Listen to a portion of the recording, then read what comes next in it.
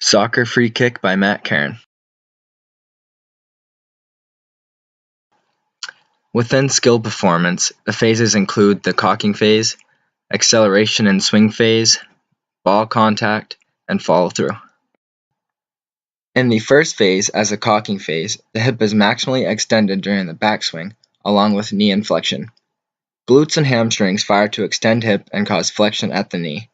Non-kicking foot should be close to ball and directly to the left if right-footed.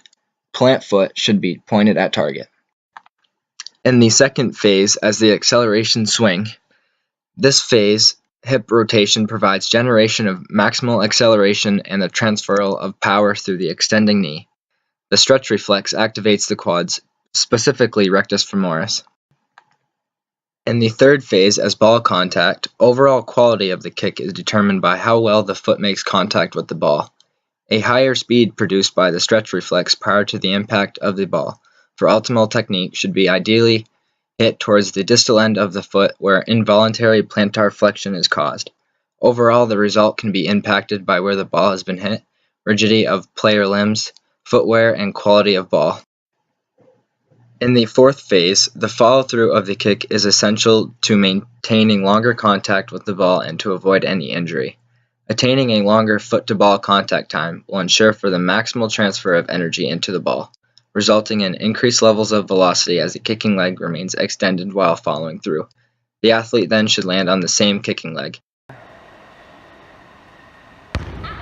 Beautiful. For our filming, side angle was the best to see Jesse's angle upon shooting, and placement of upper body, hips, knee, and feet. Clothing just needs to be athletic fitting. Capturing Jesse's process and technique to make corrections was more important than overall result, and how much power she produced or accuracy was not the end goal. In Jesse's cocking phase, the biggest problem was her plant foot being too far from the ball, and she does not maximally extend hip or fire glutes, hamstrings. Jesse's swing phase was fine, although being too far from the ball causes her to lean back to reach for the ball. At ball contact, Jesse's lean is off as she should be leaning over ball. Plant foot is not close to ball and is kicking with side of foot, which is okay, but in this case we want to hit with the laces or closer to talar bone with a locked foot as plantar flexed.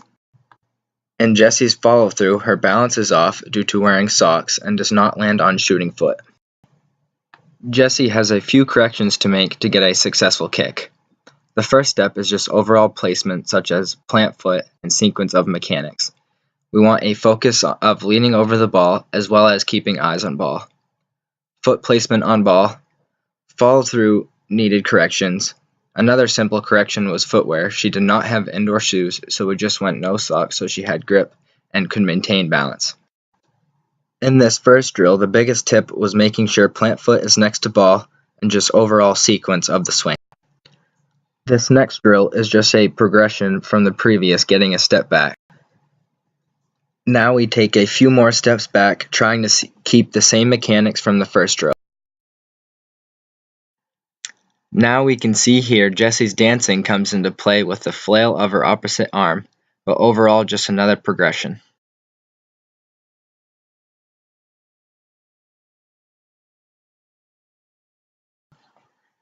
This attempt is the last kick before our final product. Here everything has improved, with the biggest jump being her balance from removing her socks. Now had Jessie made progress? She made the simplest corrections she could. We got her leaning over the ball at her follow-through, plant foot next to ball, as well as better contact on ball. Looking at retention here, although the last video was the final product, we made another video of a game situation to put the final product to the test.